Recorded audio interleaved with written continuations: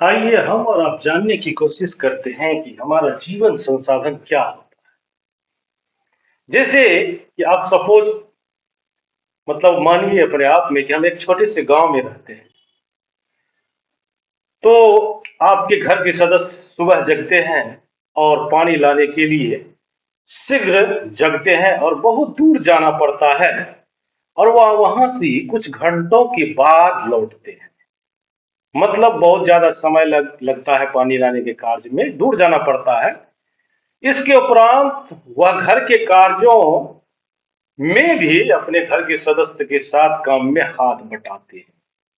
और आपके परिवार के जो भी सदस्य हैं वो अन्य सारे जो भी चीज है उसकी देखभाल करने में मतलब सब आदमी मिलकर के आपस में काम को करते हैं और ये परिवार चलता है।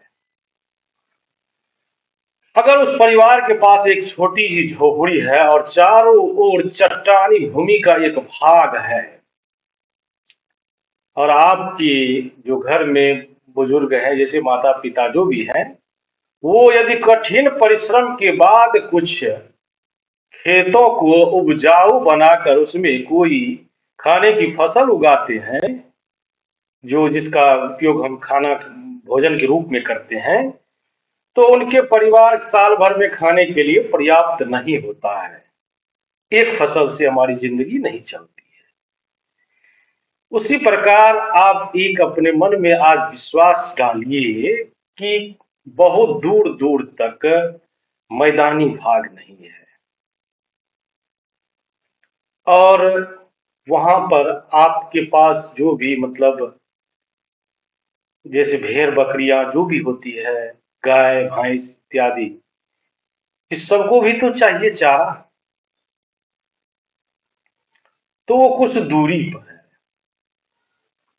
और यदि आपके परिवार में उस प्रक्रमण करने को यदि आपका परिवार मतलब किसी उद्योग से मतलब कोई उद्योग चल रहा है आपके शहर में, वहां वहां जाकर के जब वहां से सारे कार्य को करते हैं तो उसके पश्चात यदि उन्हें भोजन प्राप्त होता है उस पैसों से तो उसके लिए उनको दूर जाना होगा और सारी चीजों की देखभाल, घर की सारी चीजों की देखभाल घर के सदस्यों को करनी होगी।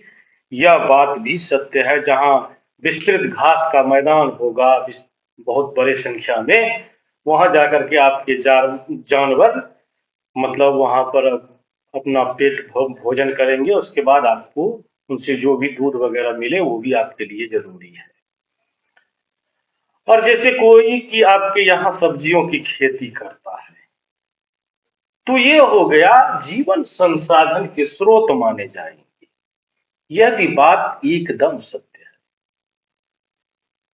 जैसे कोई आपके परिवार और दूसरे के परिवार से जीवन जीने में अंतर हो सकता है। यह विभिन्नता भूमि की गुणवत्ता, मृदा, जल, प्राकृतिक वनस्पति, प्राणियों, प्रौद्योगिकियों के उपयोगों के भिन्नता के कारण हो सकता है। इन स्थानों पर एक दूसरे के भिन्न होने का मुख्य कारण इस प्रकार के संसाधनों की उपलब्धता मानी जाएगी। जीवन संसाधन में जो आता है, जैसे कि आप इस तरह से समझने का हमारा कोशिश करते हैं कि जिस प्रदेश में आप रहते हैं उस प्रदेश की भूमि, मृदा के प्रकार और जल उपलब्धता का परीक्षण करें। यदि अपने मन में विचार करें कि कैसा होगा तो ही उसका उपयोग पश्चात आप सही जीवन जीने में आप सहायक माने जाएंगे उस चीज से।